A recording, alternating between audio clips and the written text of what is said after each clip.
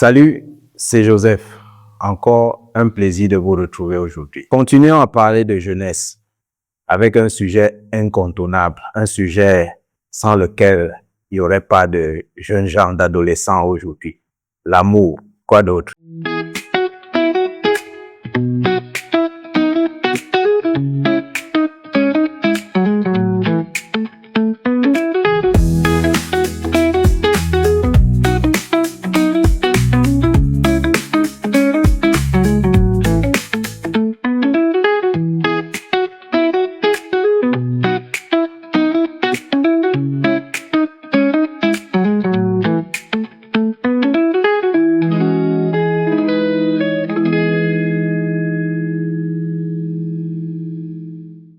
Comment parler d'adolescence sans le cœur qui bat, sans les coups de foudre, les papillons dans le ventre? Les jeunes semblent être amoureux de l'amour, si je puis le dire. Mais il y a un truc qui me marque, c'est que dans la Bible, Cantique des Cantiques, c'est-à-dire le plus beau cantique, comme on dirait, roi des rois pour le plus grand roi. Dans Cantique des Cantiques, l'auteur, probablement Salomon, par 3 fois insiste. Il dit, par exemple, le chapitre 2, verset 7, il dit, ne réveillez pas l'amour avant qu'elle le veuille. Et si vous lisez un peu plus haut, Salomon s'adresse aux jeunes. Il dit, ne réveillez pas l'amour. Je ne sais pas si vous avez été réveillé une fois, un peu brutalement, disons, avant le temps. Moi, personnellement, si je n'ai pas eu ma dose de 7 heures de sommeil, qu'on me réveille, ça pourrait mal se passer. Souvent, quand on est réveillé de cette façon, on est de mauvaise humeur. Et puis, ce pourquoi on est réveillé ne va pas bien se passer. Et donc, Salomon dit, ne réveillez pas l'amour avant le temps. Parce que l'amour qui se réveille avant le temps, souvent, ça ne se passe pas bien. Mais de quoi parle Salomon quand il dit, ne réveillez pas l'amour? Qu'est-ce qui réveille l'amour? Pourquoi l'amour doit rester endormi? Déjà, remarquons qu'il y a un temps. Il y a un temps pour l'amour. Et Salomon, dans le passage, chapitre 2, déjà de verset 3 à 5, il commence par raconter l'histoire d'une jeune fille amoureuse qui décrit son amoureux. Et c'est comme si à chaque fois que cette description est faite, il y a une ponctuation de celui qui raconte, qui dit, oh attention, arrête-toi là, ne réveille pas l'amour. Regardez ce qu'il dit. Verset 3, chapitre 2, il dit, elle dit, parce que c'est une jeune fille qui parle, comme un pommier au milieu des arbres de la forêt, tel est mon bien-aimé parmi les jeunes hommes. J'ai désiré m'asseoir à son ombre, et son fruit est doux à mon palais. Il m'a fait entrer dans la maison du vin, et la bannière qu'il déploie sur moi, c'est l'amour.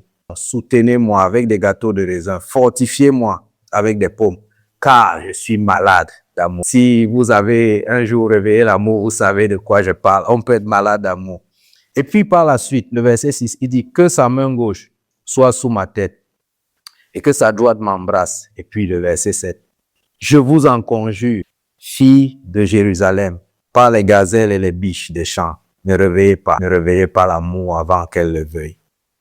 Donc, c'est comme si Salomon dit, n'allez pas loin dans cette voie.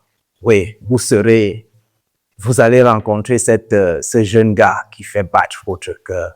Vous allez voir cette fille qui vous fait avoir des rêves, des visions, qui vous fait penser au meilleur des mondes.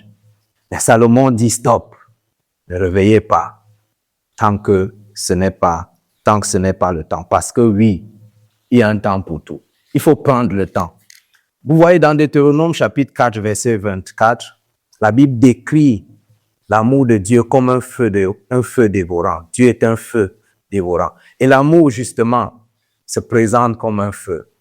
Si vous avez été amoureux, peut-être les plus âgés, vous saurez, l'amour, c'est une chose qui vous perturbe de partout. Vous perdez votre concentration. Vous n'avez plus de programme. Tout est chamboulé. Vous dormez sans dormir. Vous rêvez de choses qui n'étaient pas prévues.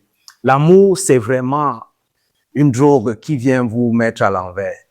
Mais remarquez, précédemment, nous avions dit que jeune adolescent, c'est le moment de se préparer pour quelque chose d'excellent.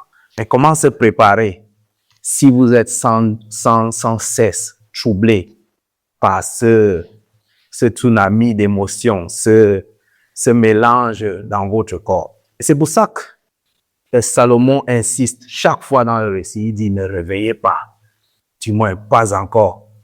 C'est pas que l'amour est mauvais, mais pas encore. Attendez encore un peu. Prenez le temps de vous bâtir, le temps de construire votre avenir, le temps de construire votre maturité, le temps même de pouvoir financer l'amour. L'amour coûte cher, les glaciers, les cinémas, les sorties à la plage et tout ça. Prenez le temps de tout construire. Ne réveillez pas l'amour. Et puisque nous parlons de Bible, remarquez ce que Jésus dit. C'est pas Jésus lui-même qui parle, mais prenez ces paroles comme celles de Jésus. 1 Jean chapitre 3, verset 16. Il dit, nous avons connu l'amour en ce qu'il a donné sa vie pour nous. Si vous n'avez pas connu, si vous n'avez pas rencontré Christ qui a donné sa vie pour vous, ne réveillez pas encore l'amour parce que vous ne connaissez pas l'amour. Un amour réveillé sans être connu, ça peut être un amour dangereux. Donc mes frères, mes jeunes frères, aussi beau que soit l'amour, vous aurez le temps de le rencontrer. L'amour sera là, l'amour vous attend. Et Dieu est amour. Dieu veut que vous soyez amoureux, mais pas pour l'instant. Prenez le temps de rencontrer Christ, de connaître l'amour qui existe en ce que Christ a donné sa vie pour nous. Et après, vous pourrez réveiller l'amour. L'amour brûlera de 1000 feux dans vos cœurs. Ah, ce sera beau l'amour. Que Dieu vous bénisse.